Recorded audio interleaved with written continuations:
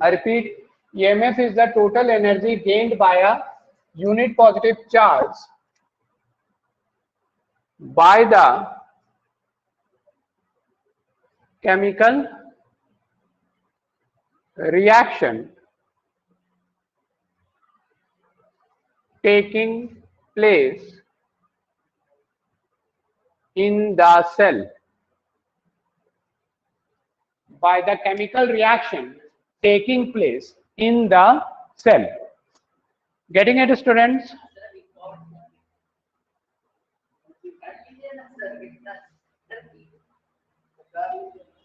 Look, EMF is the total energy gained by unit positive charge by the chemical reaction taking place inside the cell. Cell के अंदर जो reaction हो रहा है उसके द्वारा हर एक कूलम चार्ज को कितना एनर्जी मिल रहा है, अब उसी एनर्जी को लेकर के वो बैटरी में फ्लो करेगा, मतलब पूरा सर्किट में फ्लो करेगा। आई मीन टू से, समझ रहे बात को?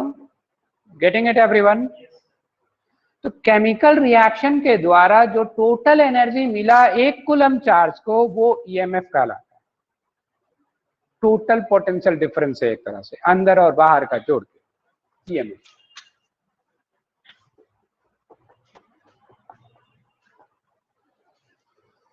ओके, ये डेफिनेशन एक है। इस ढंग का डेफिनेशन केमिस्ट्री में जब सेल के अंदर का रिएक्शन के बारे में कभी पढ़ोगे आए क्लास में आप लोग, तो ये डेफिनेशन वहां पे मिलेगा। ये डेफिनेशन केमिस्ट्री में भी मिलेगा कभी। वेल, एक और डेफिनेशन, सेकंड डेफिनेशन, जो कौन सा इस बुक में लिखा हुआ है। EMF is the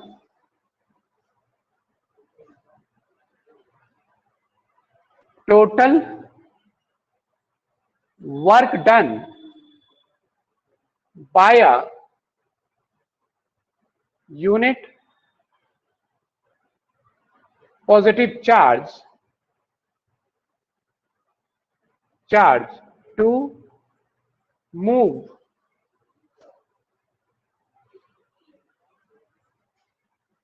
EMF is the total work done by a unit positive charge to move around the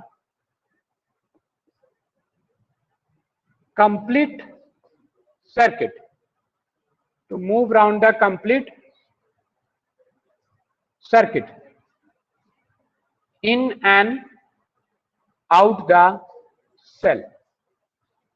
ये एक डेफिनेशन आप लोग का कौन सा इस बुक में लिखा हुआ है।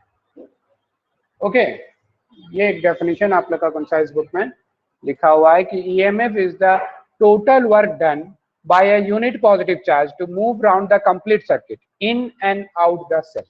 ये कौन सा इस बुक में लिखा है, और ये डेफिनेशन थोड़ा इंपॉर्टेंट है स्टूडेंट। ये सेकंड वाला बहुत बार बोर्ड एग्जाम में आया है सवाल, define EMF in the terms of work done. यही डेफिनेशन लिखना पड़ेगा, और ये डेफिनेशन आप लोग का कौन सा इस बुक में है, यू कैन सी, ये वाला है। ओके, थोड़ा सा भाषा 19-20 होगा, फीलिंग यही। EMF is the total work done by a unit positive charge to move around the complete circuit in and out the cell, और उसी फीलिंग से ये फॉर्मूला लिखा गया है। देखो, केमिकल रिएक्शन, दोनों डेफिनेशन एक ही चीज का है तो कम एक ही मीनिंग दे रहा होगा। अब देखो, केमिकल रिएक्शन जो अंदर हुआ उससे एक कूलम चार्ज को जितना एनर्जी मिला, अब वो एनर्जी का क्या करेगा, वो उस एनर्जी की मदद से आयंस अंदर बहेगा, चार्जेस बाहर बहेगा, और दोनों जगह बहने के दौरान वो कुछ ना कुछ वर्क कर रहा होगा। कोई दिक्कत मानस? अंदर बहने के समय में जितना वर्क करेगा उसको potential drop in the cell कहते हैं, right?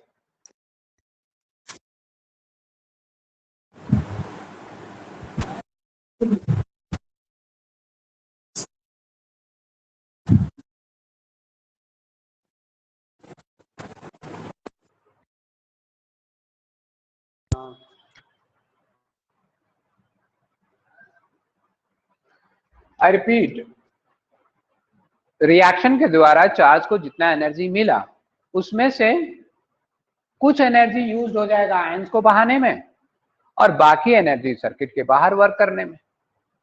That is what this. Chemical reaction के द्वारा जितना एनर्जी एक कूलम चार्ज को मिला उसमें से कुछ एनर्जी आयंस को बहाने में लग गया, that is the potential drop in the cell small v। बाकी वर्क वो बाहर में करेगा और दोनों का सम ईएमएफ है। दोनों डेफिनेशन एक ही बात को बता रहा है, राइट? समझ रहे बात को? और आप लोग के स्कूल बुक में डेफिनेशन क्या दिया हुआ है? स्कूल बुक में आप लोग का डेफिनेशन दिया हुआ है कि स्विच जब ऑफ है, सर्किट से जिस समय कोई करंट नहीं फ्लो कर रहा है, सेल से जब कोई करंट नहीं फ्लो कर रहा है, स्विच जब ऑफ है, कोई करंट अंदर नहीं फ्लो कर रहा है, उस समय बैटरी के टर्मिनल के अक्रॉस जितना भी पोटेंशियल डिफरेंस है उसको ईएमएफ नाम दिया है। ऐसा तुम लोग का स्कूल बुक में लिखा हुआ है, वो भी डेफिनेशन है।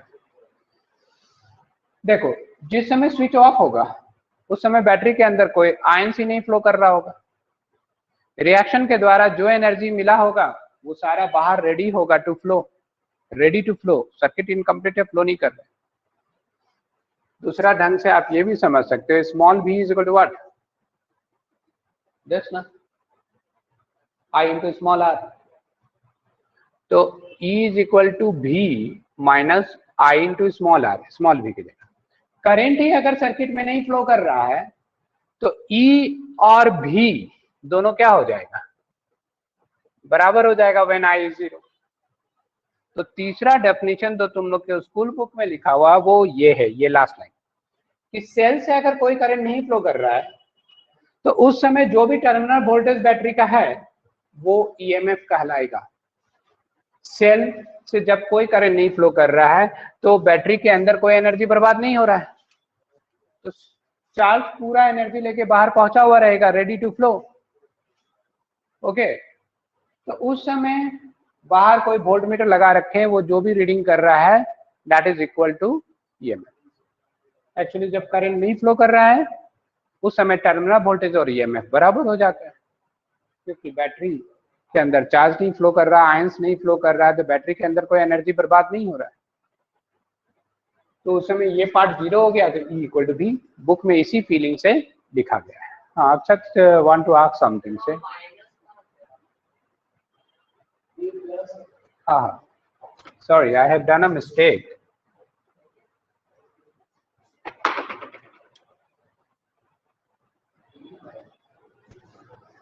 It's okay. E is equal to V plus V, तो बाहर तक कितना एनर्जी पहुंचेगा वो हो जाता है ईएमएफ माइनस अंदर जो ड्रॉप करे। तो जब सेल यूज में नहीं है तो अंदर कुछ ड्रॉप ही नहीं कर रहा है, तो ये दोनों बराबर हो जाता है। इसके अकॉर्डिंगली हम लोग का स्कूल बुक में डेफिनेशन दिया कि when the cell is not in use, when no current is flowing through the cell, उस समय का टर्मिनल वोल्टेज को ईएमएफ कहते हैं। वो तीसरा डेफिनेशन है, स्कूल बुक में है, वहां से याद कर।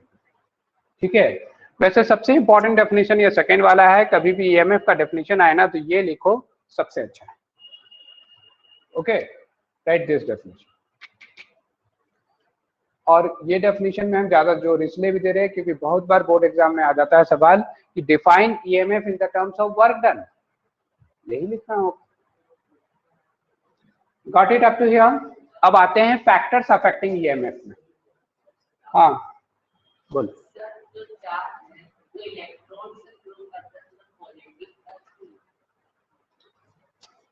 इलेक्ट्रॉन का दिशा को करंट का डायरेक्शन थोड़ी ना लेते हैं अक्सर, उसका उल्टा को ही हम लोग करंट का डायरेक्शन लेते हैं। इसलिए भाषा में ये पॉजिटिव चार्ज हर जगह आ रहा है। पोटेंशियल का भी डेफिनेशन में you can see positive charge word था। आई एग्री कि इलेक्ट्रॉन फ्लो करता है, लेकिन इलेक्ट्रॉन जिस दिशा में फ्लो करता है उसे करंट का डायरेक्शन नहीं लेते, उसका अपोजिट को लेते। फॉर्मेलिटी है, ये चलता आ रहा है बहुत दिन से, चलने दो। ओके, वेल, अब फैक्टर्स अफेक्टिंग ईएमएफ। तो ये पहला जो डेफिनेशन है ना, इससे आप फैक्टर के बारे में आइडिया लगा सकते हो।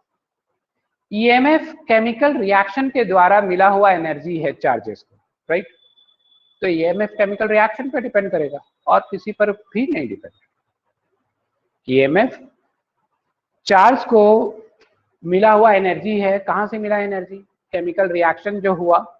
आप लोग को अगर सिंपल डायनियल सेल 9th का याद हो तो वहां पर था कि जिंक प्लेट कितना पोटेंशियल हासिल करता है और कॉपर प्लेट कितना पोटेंशियल हासिल करता है। एक थोड़ा पॉजिटिव हासिल कर रहा था और एक थोड़ा निगेटिव, और उसका डिफरेंस आ रहा था 1.08 वोल्ट। तो सिंपल डैनियल सेल जो है वोल्टेज सेल, उसका ईएमएफ था 1.08। रिएक्शन के द्वारा यहाँ पे आयन आके जिंक प्लेट से रिएक्ट करता है, उधर कॉपर प्लेट से रिएक्ट करता है। रिएक्शन के दौरान एक थोड़ा पॉजिटिव पोटेंशियल गेन कर लेता है, एक थोड़ा निगेटिव, डिफरेंस हो जाता है 1.08। ठीक है, तो वो केमिकल रिएक्शन पे ही डिपेंड करता है। जिंक और सल्फ्यूरिक एसिड का रिएक्शन है तो वैसा ही पोटेंशियल वो डेवलप करेगा। In other word I want to say that कि ईएमएफ केमिकल रिएक्शन पे सिर्फ डिपेंड करता है, और केमिकल रिएक्शन डिपेंड करता है कौन सा इलेक्ट्रोलाइट है और कौन सा इलेक्ट्रोड, बस, और कुछ भी नहीं। तो फैक्टर्स अफेक्टिंग ईएमएफ में सिर्फ दो ही है student.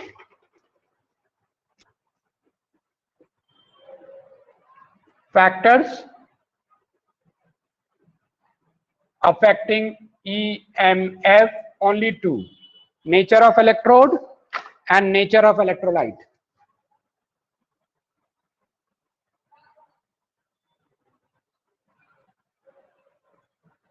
Electrodes, and number two, nature of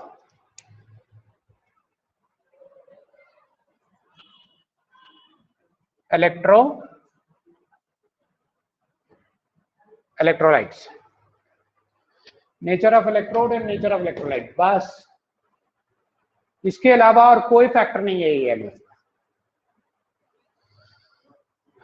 amount of electrolyte, EMF उस पर नहीं डिपेंड करता। ज्यादा sulphuric acid simple Daniell cell में तो ज्यादा देर तक चलेगा, लेकिन हर एक कूलम चार्ज को 1.08 ही एनर्जी मिलेगी, क्योंकि रिएक्शन वही हो रहा है।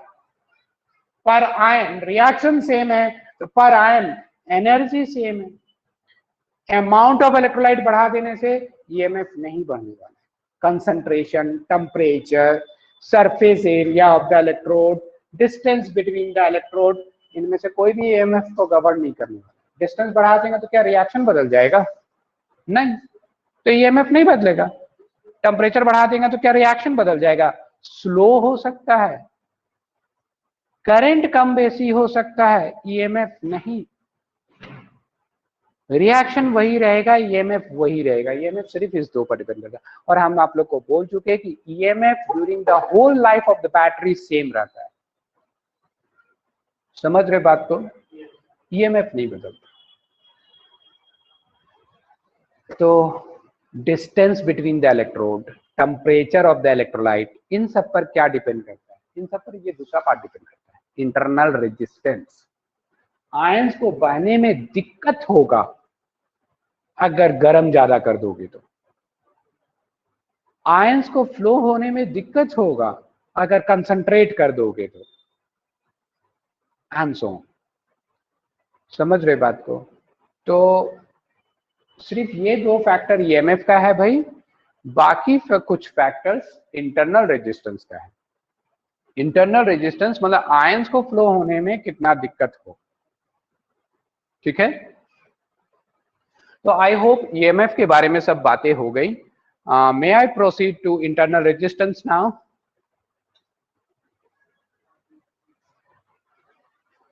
और एक छोटा सा बात, जैसे कि एनर्जी के टर्म्स में ईएमएफ का डेफिनेशन दिए हैं, वैसे ही टर्मिनल वोल्टेज का भी डेफिनेशन हो सकता है।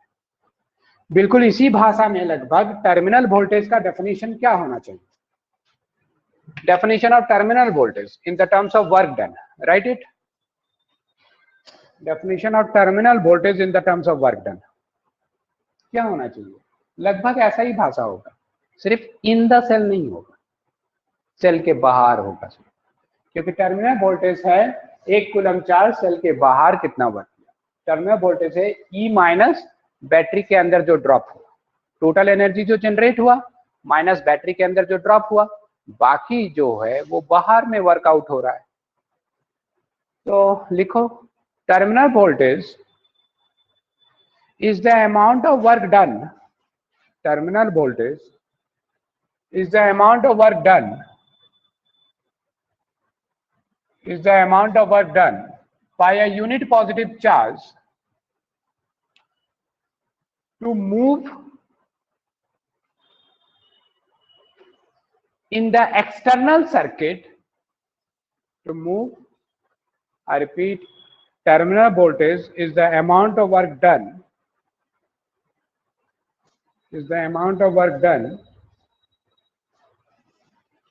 by a unit positive charge to move in the external circuit,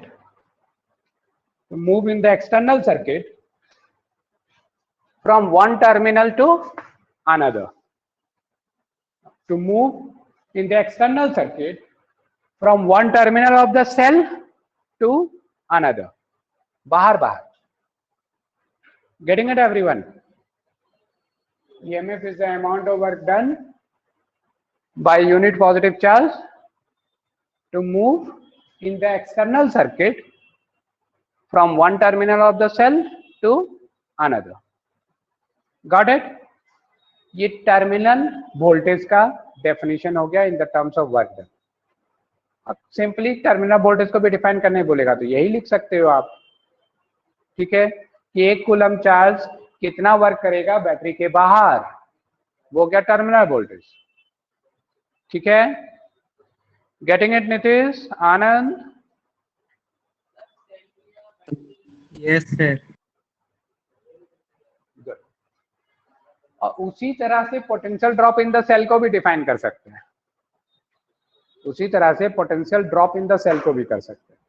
क्या? Amount of work done by a unit positive charge to move through the electrolyte from one terminal of the cell to another, है ना. In the electrolyte, in the cell, वो बना लेगा तुम लोग. Concise book में है वैसे वो डेफिनेशन, तीनों का डेफिनेशन है वर्क डन में.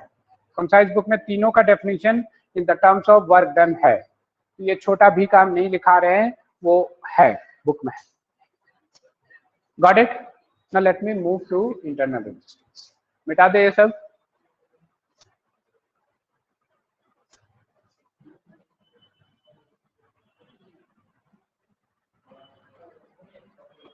Now about internal resistance and its factor.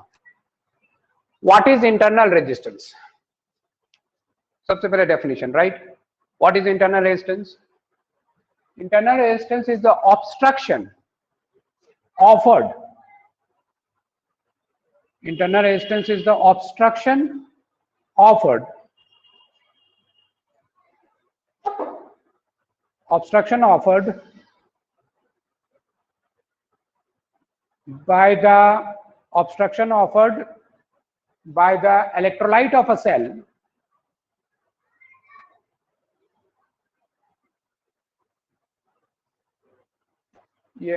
internal resistance is the obstruction offered by the electrolyte of a cell in the movement of the ions inside it. Obstruction offered by the electrolyte of a cell in the movement of the ions inside the cell.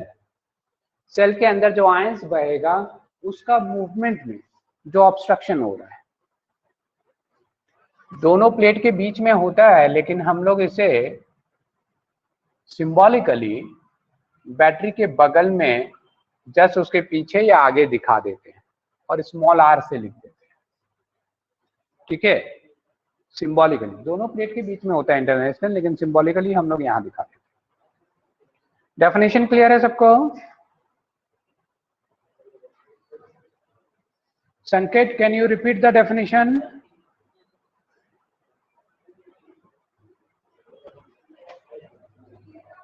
Hello? Harsh, repeat.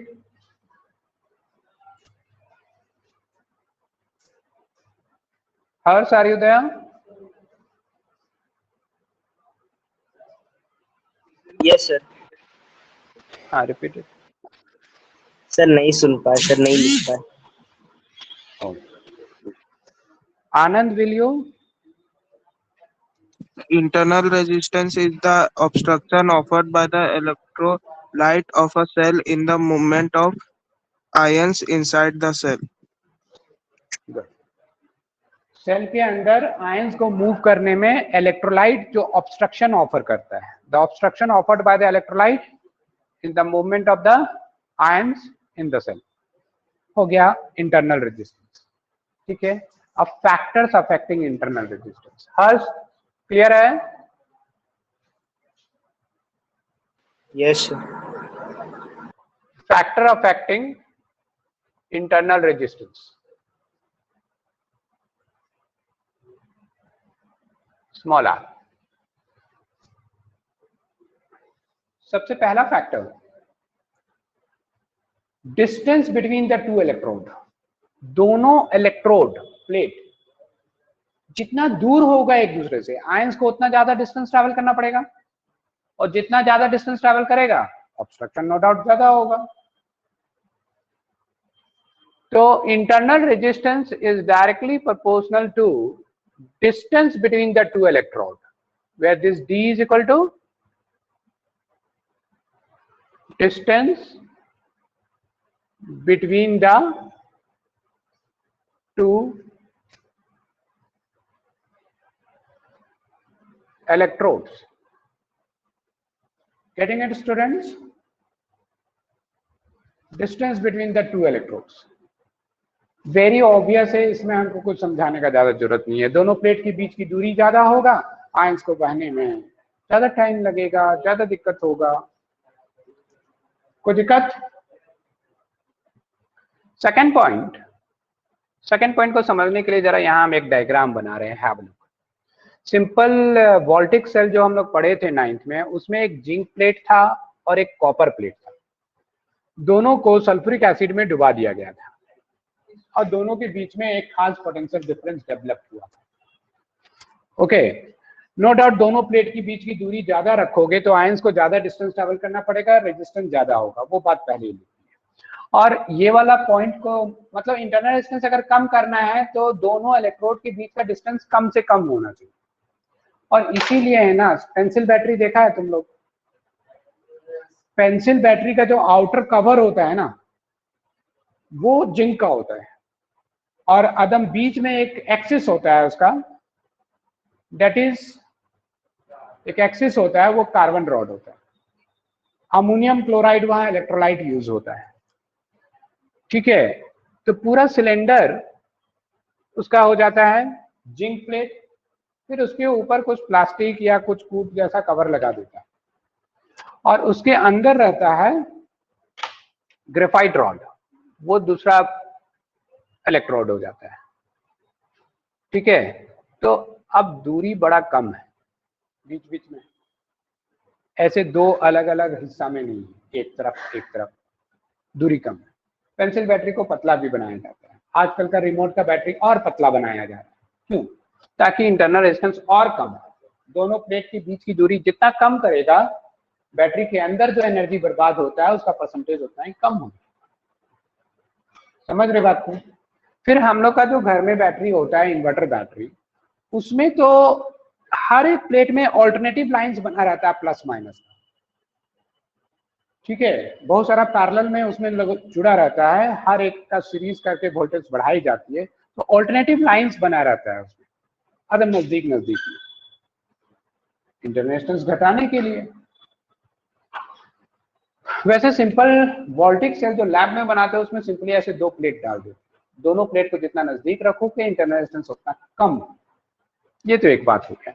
अब जरा सा सोचो आप लोग, यहाँ दोनों bulb आप जोड़ दिए, ठीक है, आयंस यहाँ फ्लो कर रहा है, इतना डुबा रखे हैं, आयंस को फ्लो होने के लिए बहुत अच्छा जगह है, इट्स फ्लोइंग नेचुरली। अब दोनों प्लेट को तुम थोड़ा थोड़ा डुबाओ, जस्ट टच कराओ, यहाँ इतनी सा डुबा पानी, थोड़ा सा। अब क्या होगा, जितना आयंस फ्लो कर रहा था उसे इतना छोटा सा जगह में फ्लो करना पड़ेगा। क्या उम्मीद करते हो? छोटा सा जगह में सारा आयंस को आके इसी जगह पर आके डिस्चार्ज होना पड़ेगा, इधर भी आयंस को सब इसी जगह पर आके डिस्चार्ज होना होगा। तो मतलब वो ज्यादा गर्म होने लगेगा ना, सब कंजस्शन हो जाएगा, सारा आयन एकदम नजदीक हो जाएगा। डिस्चार्ज पॉइंट में तो कम से कम नजदीक हो जाएगा। चलो इधर तुम बोलोगे कि सर ऐसे घूम के नहीं जा सकता, जा सकता है, जाता भी हो, लेकिन प्लेट के पास तो भीड़ लग जाएगा आयंस का और धक्कम धुक्कम होगा, आई मीन टू से कोलिशन ज्यादा होगा, कोलिशन फ्रिक्शन ज्यादा होगा। तो ये हो गया कि दोनों इलेक्ट्रोड का कितना हिस्सा तुमने इलेक्ट्रोलाइट में डुबा रखा है। इसमें देखो बड़ा बढ़िया है, पूरा का पूरा सरफेस ही, पूरा बैटरी का सरफेस ही इलेक्ट्रोलाइट के कांटेक्ट में। एरिया इज गुड इस डिजाइन में, लेकिन इस डिजाइन में एरिया बहुत कम है। मतलब हम बोलना चाहते हैं कि internal resistance is inversely related to surface area of the electrode in the electrolyte, is inversely related to, बिल्कुल रेजिस्टेंस जैसा फैक्टर आ रहा है नहीं, सिंपल रेजिस्टेंस जो पढ़े थे, directly proportional to length, inversely proportional to area of cross section. आदम उसी फीलिंग में है, उसी सीक्वेंस में। डायरेक्टली प्रोपोर्शनल टू लेंथ, मतलब दोनों प्लेट की बीच की दूरी ज्यादा हो गया तो ज्यादा लंबा चार्ज को बहाना है, और एरिया ऑफ क्रॉस सेक्शन, कितना क्रॉस सेक्शन में इलेक्ट्रोलाइट आयंस बह रहा होगा, इनवर्सली प्रोपोर्शनल। मतलब, और यहाँ पे ए क्या है, total surface area of the electrode नहीं, area of the electrode in the electrolyte. Electrolyte में कितना डूबा हुआ है, बाहर रहेगा तो थोड़ी ना कोई काम का। area of the electrode in the electrolyte. Here what is A? What is A, student? Here area of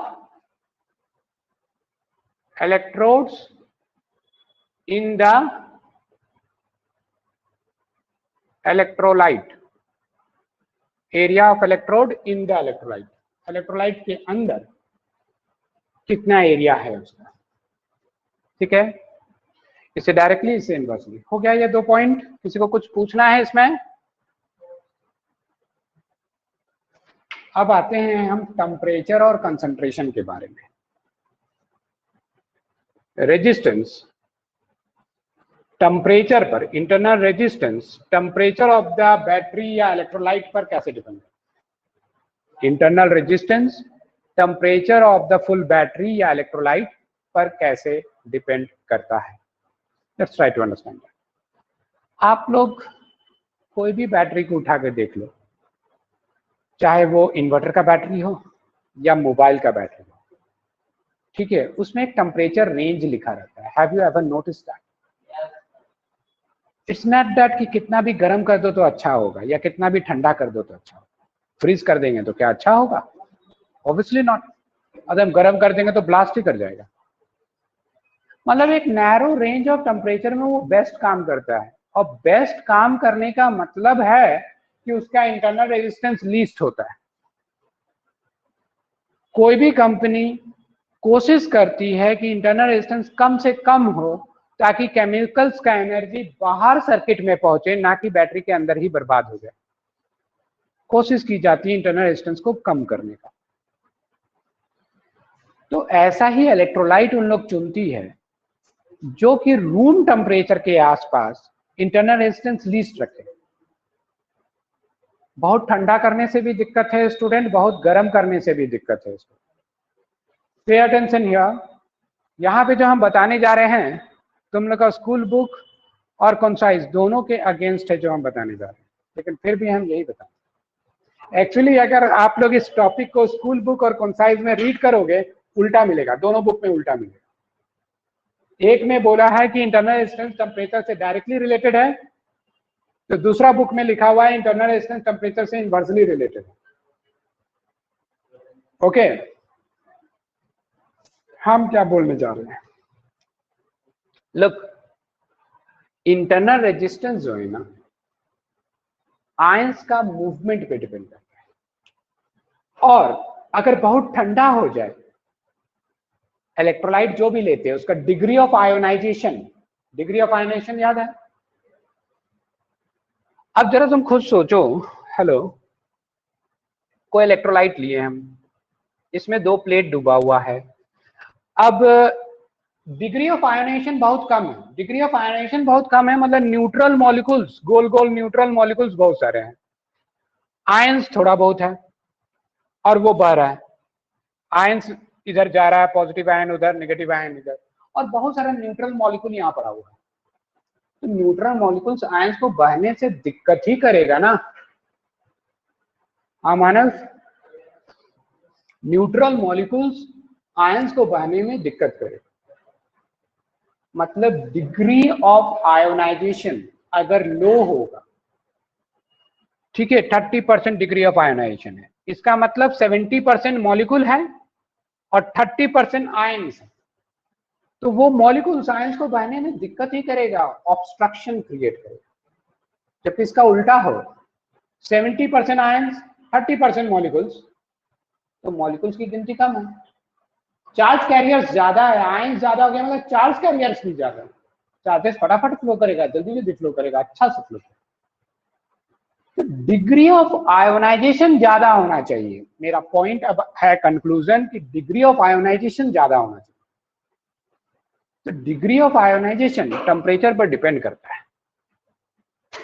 अगर बहुत ठंडा है तो भी आयोनाइजेशन कम होता है, बहुत ठंडा है तो आयोनाइजेशन कम होता है, किसी पर्टिकुलर टेम्परेचर में वो मैक्सिमम आयोनाइज हो जाता है, और उस टेम्परेचर से और ज्यादा गर्म करोगे तो खाली मॉलिक्यूल्स का वाइब्रेशन बढ़ेगा, वाइब्रेशन भी बढ़ेगा तो रेजिस्टेंस बढ़ जाएगा, बताया था ना उधर। गर्म ठंडा में आयोनाइज बढ़िया से नहीं होता, गर्म करने से और मॉलिक्यूल आयोनाइज होता है, लेकिन आयोनाइज का एक मैक्सिमम टेम्परेचर है जिसमें वो मैक्सिमम आयोनाइज हो गया। अब मैक्सिमम आयोनाइज टेम्परेचर से भी और गर्म करोगे तो सिर्फ मॉलिक्यूल्स वगैरह का वाइब्रेशन बढ़ेगा, और वाइब्रेशन बढ़ने से रेजिस्टेंस फिर बढ़ने लग जाए। मतलब मैं ग्राफ बनाऊंगा इन दोनों के लिए। जब टेम्परेचर बहुत कम होता है उस समय भी रेजिस्टेंस ज्यादा होता है, एक खास टेम्परेचर में रेजिस्टेंस मिनिमम होता है, टेम्परेचर उससे बढ़ाने पर रेजिस्टेंस फिर से बढ़ने लग जाता है। इस रेंज में बैटरी बेस्ट काम कर रहा है, इस रेंज में इंटरनल रेजिस्टेंस लीस्ट, ओके, इस रेंज ऑफ टेम्परेचर में वो बेस्ट काम कर रहा है, इंटरनल रेजिस्टेंस लीस्ट है। बहुत ठंडा करने पर आयंस की गिनती कम, मॉलिक्यूल का गिनती ज्यादा हो जाता है, और बहुत ज्यादा गर्म करने पर वाइब्रेशन बढ़ जाता है, दोनों ही इंटरनल रेजिस्टेंस को बढ़ा देते हैं। तो एक ऑप्टिमम रेंज होता है हर बैटरी को काम करने का, जिस समय उसका रेजिस्टेंस लीस्ट होता है। शायद स्कूल बुक में ये फर्स्ट पार्ट दे दिया है और कंसाइज बुक में ये लास्ट पार्ट, दोनों को मिला करके पूरा सही हो जाएगा। ओके, वेल ये मजाक था। खैर, आप सर कुछ तो भी समझ एग्जाम में सकते क्या हो कि लिखेंगे? यही ट्रूथ होगा। बोर्ड एग्जाम में जो कंसाइज बुक में है वो लिख देना। वैसे one more thing I want to say that how, जब कभी कभी आता है की 4 factors affecting internal resistance, how नहीं पूछता, give 4 factor affecting internal resistance, how पूछता ही नहीं है, सिर्फ 4 फैक्टर और 4 मार्क्स रहता है। तो चारों फैक्टर खाली लिख दो ना, हाउ लिखो ही मत। 4 फैक्टर अफेक्टिंग इंटरनल रेजिस्टेंस, देखो distance between the electrode, surface area of the electrode in the electrolyte, temperature of the electrolyte, concentration of the electrolyte। बढ़ना घटना कुछ लिखो ही मत, समझ रहे बात को। 4 फैक्टर्स बोला, don't write increase decrease, you just mention the factor distance between the electrode, surface area of the electrode in the electrolyte, temperature of the electrolyte, concentration of the electrolyte, हो गया काम खत्म। और हाउ जब भी पूछा है ना, in my these years of teaching I have seen how जब भी पूछा है ना तो 2 ही का पूछा है, तो 2 का पूछा है तो पहला 2 का तो दोनों बुक में सेम है, हम भी एग्री कर रहे हैं उससे, तो पहला 2 लिखो ना, कोई कंट्रोवर्सी ही नहीं है। हाउ अगर पूछे तो पहला 2 फैक्टर दो और बता दो कैसे डिपेंड करता है उस पर, ये कंट्रोवर्शियल फैक्टर को छोड़ो। वैसे फिर भी अगर चारों का हाउ पूछ ही दे या अलग से टेम्परेचर का हाउ पूछ दे, ऐसा भी हो सकता है कि अलग से टेम्परेचर में पूछ दे कि कैसे डिपेंड करता है, तो बोर्ड एग्जाम में तो जो कंसाइज बुक में है वही लिखना है, ठीक है। बोर्ड एग्जाम में कंसाइज बुक में जो वही लिखना, हम तो यही एडवाइस करेंगे। चौथा factor and the last factor, resistance versus concentration. Concentration वाला भी पॉइंट दोनों बुक में उल्टा उल्टा लिखा हुआ है, यू कैन रीड एंड सी, और हम कंसंट्रेशन पॉइंट को भी कुछ ऐसे ही समझाएंगे। अगेन मैटर है degree of highest ionisation, point of highest ionisation. बहुत ज्यादा कंसंट्रेट है तो भी मॉलिक्यूल ज्यादा होगा, और मैक्सिमम आयोनाइजेशन से ज्यादा पानी डालोगे तो सिर्फ पानी का मॉलिक्यूल वहां ऐड होगा, आयंस की गिनती बढ़ेगी। कोई एसिड हमने लिया, वो बहुत ज्यादा कंसंट्रेटेड है तो भी मॉलिक्यूल ज्यादा होगा, आयंस कम, इससे भी इंटरनल रेजिस्टेंस ज्यादा होता है। और बहुत ज्यादा पानी डाल दोगे, मैक्सिमम आयोनाइज हो गया, अब मैक्सिमम आयोनाइज होने के बाद तुम और पानी डालोगे तो वो पानी सिर्फ मॉलिक्यूल की गिनती बढ़ाएगा वहां, और कुछ नहीं करेगा। तो मॉलिक्यूल का गिनती बढ़ेगा तो रेजिस्टेंस फिर से बढ़ने लग जाएगा। तो कंसंट्रेशन में भी हम कुछ ऐसा ही देंगे, और कंसंट्रेशन का भी एक रेंज होता है। And you will agree with me student कि कंसंट्रेशन का भी एक रेंज होता है। जैसे कि हम लोग का घर में जो लेड एसिड एक्यूमुलेटर जो है, इन्वर्टर बैटरी का टेक्निकल नाम लेड एसिड एक्यूमुलेटर है, उसमें लेड और एसिड का इस्तेमाल होता है मेनली। खैर छोड़ो, आप लोग जानते हो उसमें पीरियोडिकली डिस्टिल वाटर डालना पड़ता है, राइट? किस लिए डालना पड़ता है? आप लोग जानते हो उसमें एक इंडिकेटर लगा होता है, वो इंडिकेटर का लेवल डाउन हो जाता है तब हम उसमें पानी डालते हैं। इंडिकेटर का लेवल डाउन क्यों हो जाता है? तो थिंक इज दैट की कंपनी जब आपको बैटरी दी तो एक खास कंसंट्रेशन में उसमें एसिड डाल के दी, भर के दी, एक खास कंसंट्रेशन। कंपनी किस कंसंट्रेशन में एसिड डाली होगी? ऑब्वियसली अपना रिसर्च वर्क से दे हैव फाउंड कि किस कंसंट्रेशन में रेजिस्टेंस मिनिमम रहेगा, किस कंसंट्रेशन में मैक्सिमम आयोनाइज होगा वो एसिड जो उसमें यूज कर रहे हैं, उसी कंसंट्रेशन में एसिड डाल के दी होगी। लेकिन during the use of the battery थोड़ा बहुत गर्म होगा, that can not be avoided. Okay, battery गर्म होता है और उसका जो पानी है, सल्फ्यूरिक एसिड यूज होता है हम लोग का इन्वर्टर बैटरी में। ओके, तो sulphuric acid is a non volatile acid. गर्म वरम होने पर सल्फ्यूरिक एसिड इवोपरेट करके वहां से बाहर नहीं निकलता। क्या निकलता है? उसमें जो पानी 100% कंसंट्रेट भी नहीं डाल सकती, 100% कंसंट्रेट जरा भी आयोनाइज नहीं होगा तो बिल्कुल बिजली नहीं क्रिएट कर पाएगा, internal resistance will become infinite, तो बाहर तक कुछ एनर्जी ही नहीं पहुंचती। तो एक खास कंसंट्रेशन में वो डाल के देती है। During the use of the battery थोड़ा बहुत गर्म होता है, गर्म होता है तो वो पानी इवोपरेट करता है, अब इवोपरेट करके बाहर निकलता है, बाहर निकलने का जगह उसमें बना रहता है।